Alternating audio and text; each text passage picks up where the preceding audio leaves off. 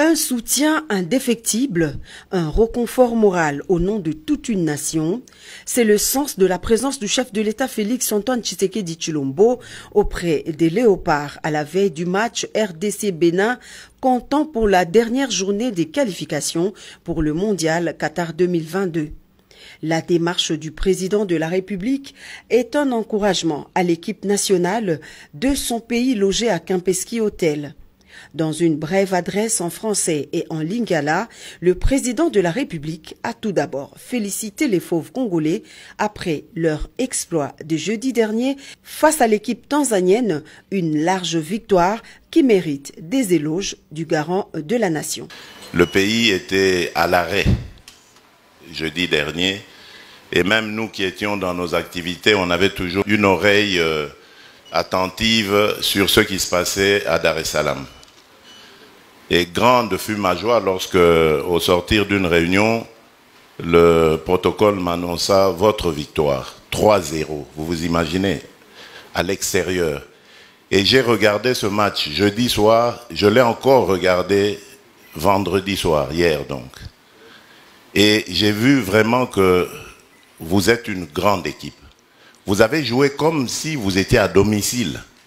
J'étais impressionné par cette maturité, cette maîtrise que vous aviez. Franchement, je veux que ça continue. Et à quelques heures du match décisif qui opposera les poulains de Hector Cooper aux éperviers du Bénin, le président de la République a invité le 11 national à rééditer l'exploit ce dimanche 15 novembre au Stade des Martyrs. Cela fait 47 ans que notre pays n'a plus été qualifié pour la Coupe du Monde. Vous avez donc le devoir historique de ramener la République démocratique du Congo au Qatar, a dit le chef de l'État.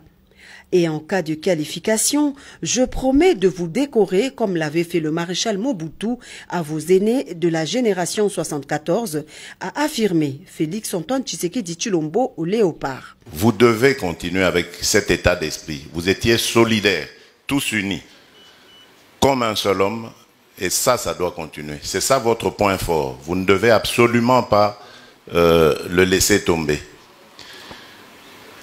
Je sais que maintenant, la pression va s'accentuer sur vous, je le sais. Mais ne cédez pas à la pression, restez concentrés.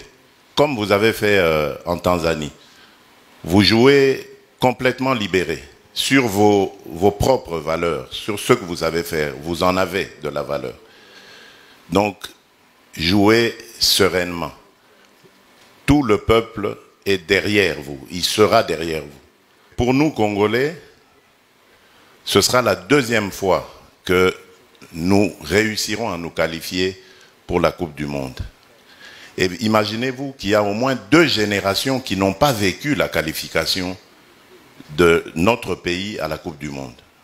Il y a des jeunes gens comme vous qui sont nés, qui ont grandi, qui ont atteint l'âge majeur et qui n'ont jamais vu la République démocratique du Congo en Coupe du Monde. Et pourtant, elle se déroule tous les 4 ans. Donc imaginez ce que vous allez devenir pour les jeunes de ce pays, pour toute la population même d'ailleurs, de véritables héros. Et juste après le dîner, le chef de l'État a eu un aparté d'une dizaine de minutes avec les joueurs exclusivement. Même si rien n'a filtré de ce face-à-face, mais le volume des applaudissements frénétiques qui ont transpercé le mur de l'hôtel du Fleuve laisse croire que d'importants gestes ont été posés en faveur des Léopards. Il s'y est de rappeler que le ministre d'État au budget, le ministre des Finances et celui des Sports ont accompagné le chef de l'État dans cette séance de réarmement moral. Jamais la République démocratique du Congo n'a été si proche d'une qualification à la Coupe du Monde. Les Congolais ont donc l'obligation de battre les Béninois au Stade des Martyrs de Kinshasa. Le reste sera joué dans une double confrontation.